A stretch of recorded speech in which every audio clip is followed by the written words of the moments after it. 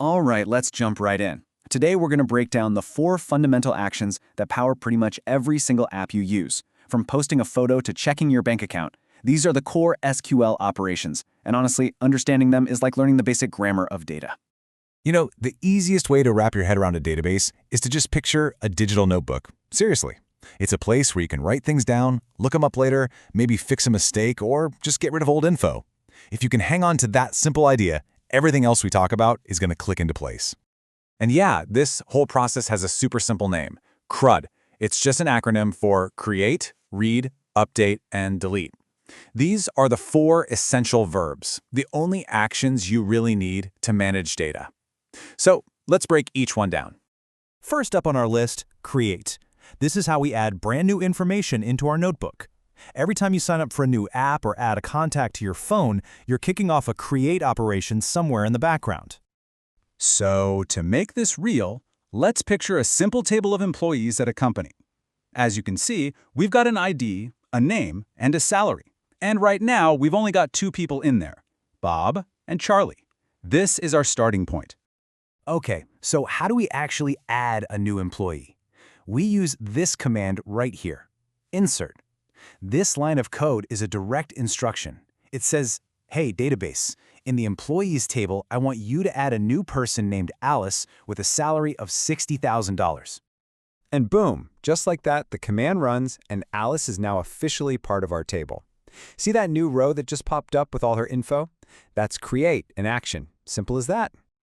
In the real world, this is exactly like filling out the new hire paperwork and officially adding someone to the company payroll. We've just created a new record. Okay, great. So we've got data in our notebook, but what good is it if we can't look at it, right? That brings us to our second operation, read. For that, we use the select command. And that little star, you see, the asterisk, that's just shorthand for everything. So this command is basically us asking the database, hey, can you show me everything you've got in that employees table? And here's what the database gives us back, the whole shebang. The entire table is presented for us to see, including our new hire, Alice.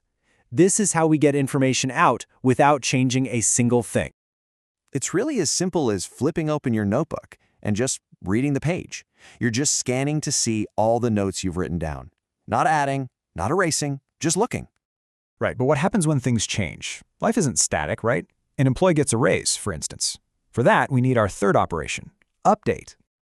Now, the update command is super powerful, but you got to be careful with it. We tell it what to change, set salary to $65,000, but the most important part is that where clause. It tells the database which specific record to change. Without specifying where name equals Alice, we could accidentally give everyone a raise to $65,000. And check it out. The command runs, and you can see Alice's salary has been changed right there in her row. We didn't add a new Alice, we just edited the one that was already there. This is something you do all the time without even thinking about it. It's just like editing a contact in your phone. You find your friend's name, tap edit, and change their number. You're not making a whole new contact, you're just updating. Okay, so we're on to our last one. What do we do when info is just old, outdated? Maybe an employee leaves the company. That brings us to our final action, delete. And just like with update, you have to be really precise here. We tell it to delete from employees, but that where clause is your safety net. Here, we're being very specific, where ID equals 3. We only want to remove Charlie. Without that, poof, you could wipe out your entire table by accident. No joke. So we run the command, and Charlie's gone. His entire record, his whole row, is permanently removed from the table. It's a clean, final action. Going back to our notebook, this is like taking a pen and just scribbling out an old entry for good, or even tearing the page right out, because that information just isn't useful anymore. So there you have it. Create, read, update, and delete. It seems almost too simple, right? But these 4 little actions, they are the elegant, universal engine that makes our entire digital world go round. So you might be thinking, okay, I get it, but why is this so important? Well, it's because the simple CRUD framework is the invisible machinery behind pretty much everything you do online. I mean, think about it. You post a photo on social media, that's a create. You go back and fix a typo in the caption, that's an update. You're shopping online and a new product gets added, create. An item sells out and vanishes, that's a delete. Even just checking your bank balance, that's a simple read operation. It is happening constantly all around us. And that is why getting a handle on CRUD is such a game changer. It's like learning the universal language of data.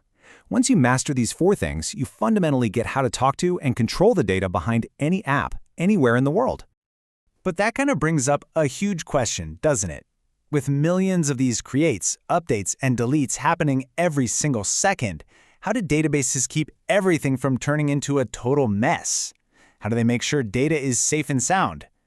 Well, that's what we're diving into next time when we explore SQL transactions.